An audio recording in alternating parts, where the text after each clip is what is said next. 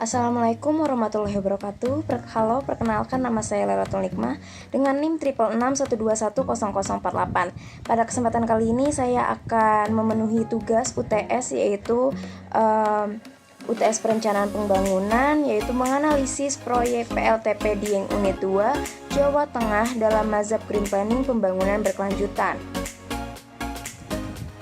Proyek pembangunan PLTP Dieng Unit 2 yang berlokasi di Kabupaten Banjarnegara dan Wonosobo merupakan bentuk upaya pemerintah melakukan pembangunan yang berkelanjutan.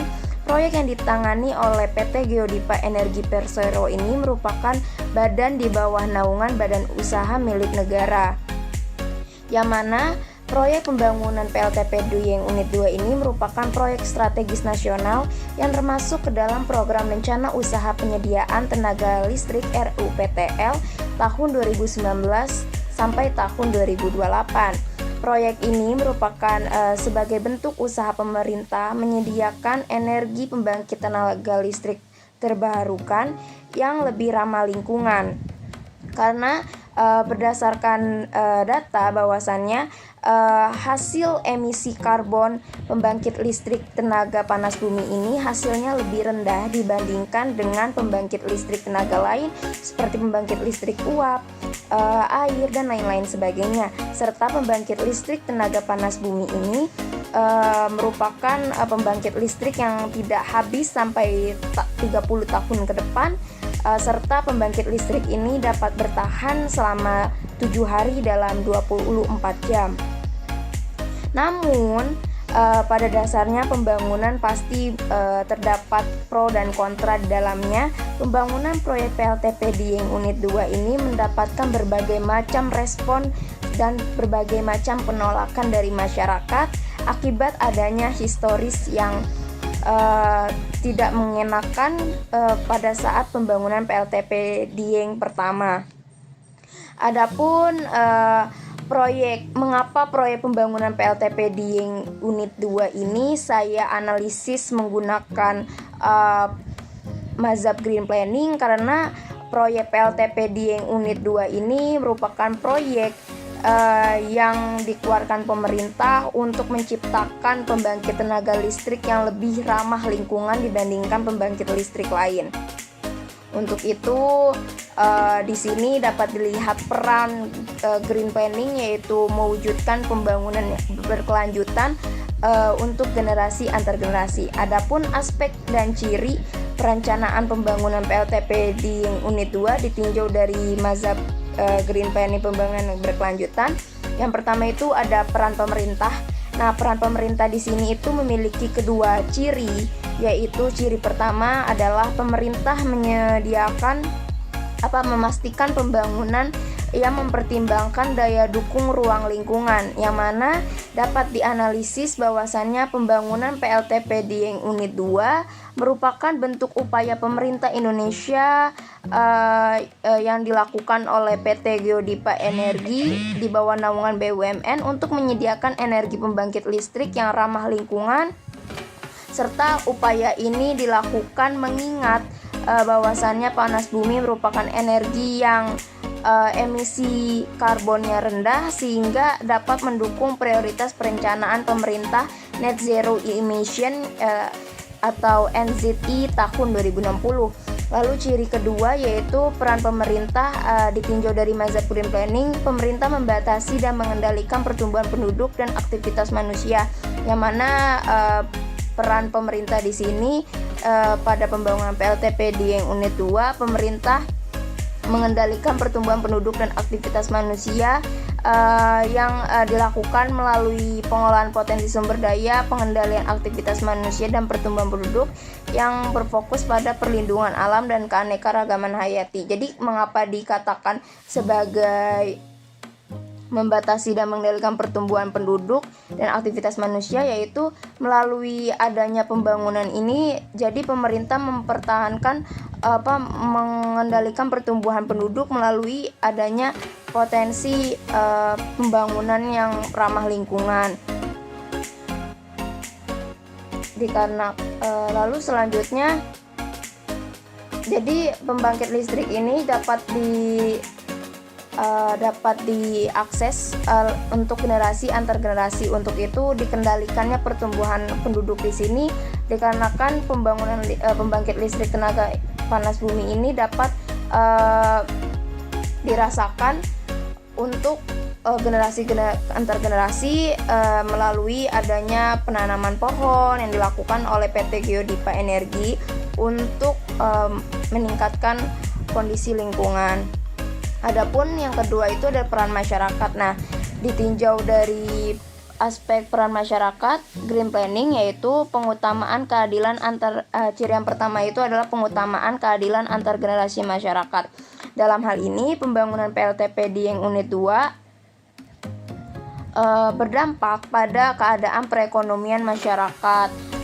Terdapatnya penolakan dari beberapa serta pada pembangunan PLTP yang unit 2 ini kan terdapat penolakan dari masyarakat ya, karena masyarakat khawatir akan tercemarnya kondisi alam karena adanya pembangunan proyek ini, karena sebelumnya memiliki sejarah yang cukup buruk pada pembangunan PLTP di yang unit pertama, yang mana pembangunan ini berdampak pada pengerusakan pencemaran air tercemar pada terdapat minyak di dalamnya. Jadi adapun bentuk pengutamaan keadilan masyarakat ini dilakukan dengan tujuan agar generasi selanjutnya dapat merasakan kondisi alam yang ada. Adapun bentuk pengutamaan keadilan masyarakat ini dilakukan dengan penolakan demonstrasi pada proyek pembangunan dengan memasang poster penolakan. Dan ciri kedua peran masyarakat pada pembangunan green planning yaitu pengutamaan pada ketangguhan masyarakat. Nah, ketangguhan masyarakat ini merupakan bentuk pertahanan masyarakat yang dilakukan oleh masyarakat Dieng, yaitu dengan melakukan demonstrasi, dan juga penolakan ini rata-rata dilakukan oleh para petani Dieng yang tinggal di sekitaran proyek tersebut, karena diketahui proyek Dieng ini merupakan proyek yang lokasinya sangat dekat dengan pemukiman masyarakat. Jadi pengutamaan pada ketangguhan masyarakat ini bertujuan agar generasi Dieng selanjutnya dapat merasakan kondisi alam. Jadi sebagai bentuk masyarakat untuk menjaga alamnya. Lalu yang ketiga itu ada peran mekanisme pasar. Nah, peran mekanisme pasar. Nah, ciri mekanisme pasar pada pembangunan green planning yaitu pada proyek PLTP Dieng unit 2 ini adanya keterbatasan pasar dalam menangani barang publik. Nah, jadi penyediaan energi listrik ini kan merupakan salah satu barang publik yang penyediaannya adalah untuk kesejahteraan rakyat dan tidak diperjualbelikan di luar kendali negara. Oleh sebab itu, tenaga listrik di Indonesia hanya dijalankan oleh PT Perusahaan Listrik Negara yaitu PLTP Dieng unit 2 merupakan barang publik yang dikelola oleh pemerintah pusat bersama dengan anak BUMN untuk mencapai tujuan mesejahterakan masyarakat melalui pembangunan berkelanjutan. Untuk itu, peran mekanisme pasar sangat terbatas pada proyek pembangunan PLTP Dieng unit 2 ini, karena apabila ditinjau dari mazhab green planning termasuk ke dalam ciri atau aspek pada pembangunan perencanaan hijau, yaitu adanya keterbatasan pasar dalam mengelola barang publik.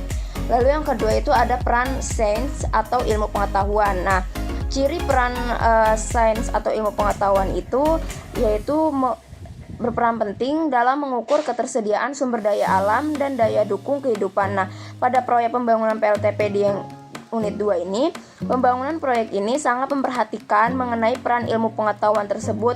Sebelum membangun proyek ini dilakukan pengkajian terlebih dahulu terkait dengan penyediaan panas bumi yang tersebar di Indonesia. Dan salah satu panas bumi yang tersebar di Indonesia itu terbesar yaitu ada di Dieng, yaitu yang diperkirakan sebesar 400 MW.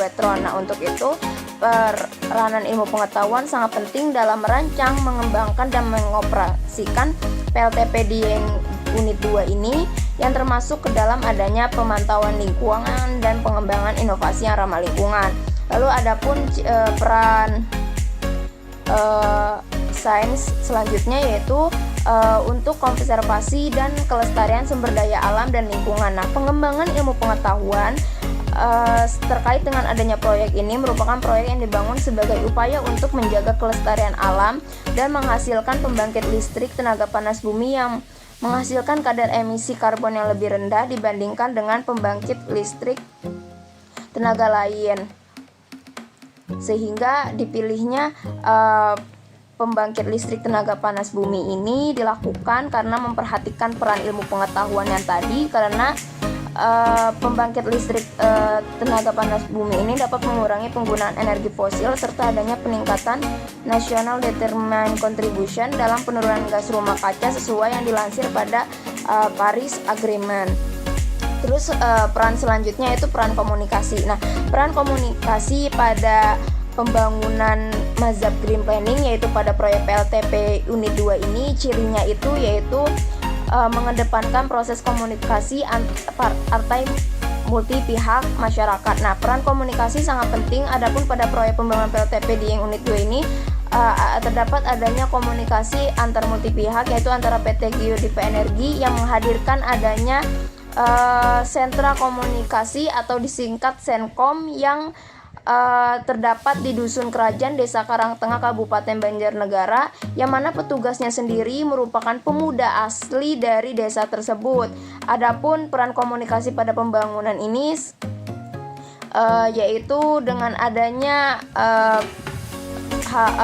sentra komunikasi ini terdapat adanya komunikasi antara PT Geodipa dengan masyarakat. Lalu peran komunikasi kedua itu pada saat penolakan masyarakat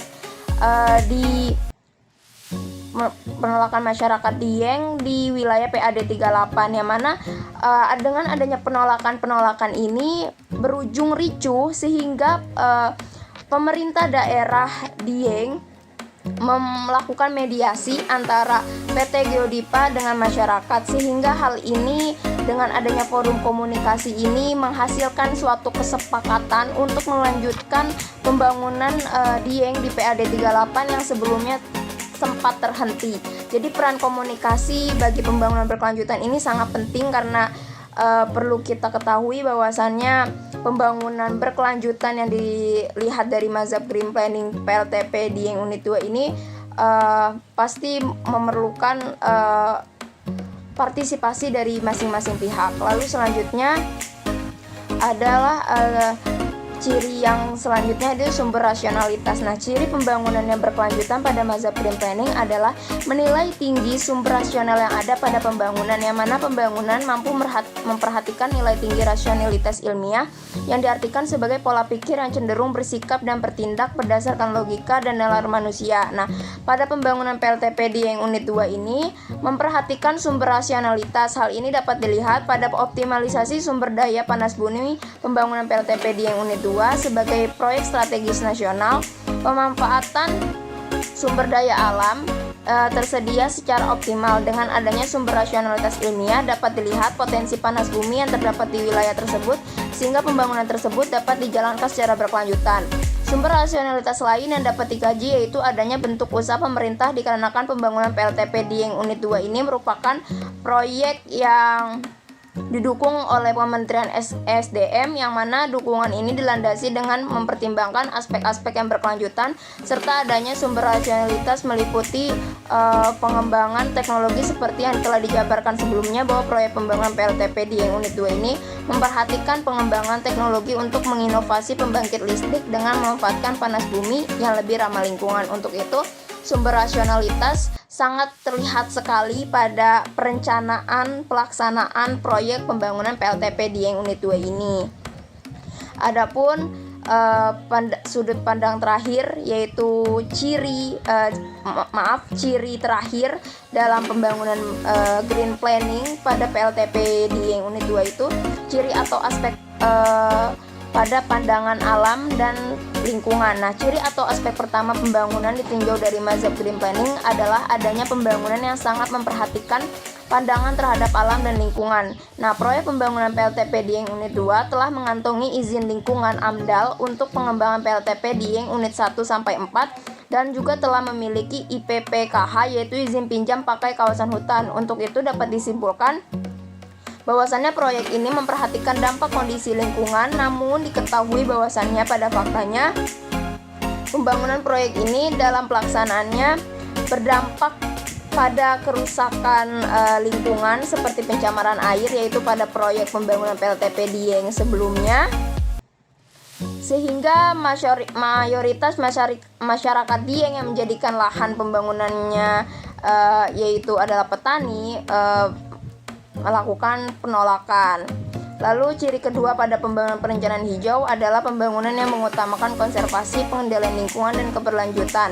Nah, PT Geodipa Energi Dieng melaksanakan kegiatan penanaman pohon di sekitar lokasi power plant yang berlokasi di Desa Sikunang, Kecamatan Kejajar, Kabupaten Wonosobo. Pemerintah bukan hanya mengeksploitasi dan mengeksplorasi energi panas bumi saja, akan tetapi di sini pemerintah pandangan terhadap alam dan lingkungannya ikut berperan aktif dalam kegiatan pelestarian lingkungan di kawasan dataran tinggi Dieng.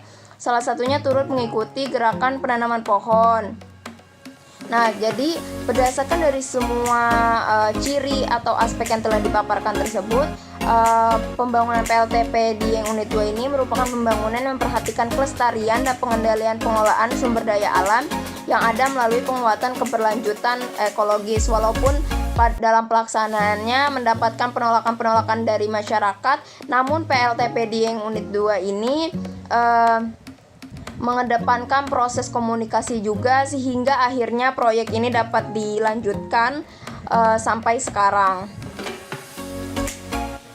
Adapun saran yang dapat diberikan pada proyek pembangunan ini yaitu yang dapat dijadikan bahan evaluasi dari masing-masing pihak pemangku kepentingan yang dapat dilakukan adalah peningkatan keterlibatan masyarakat secara aktif.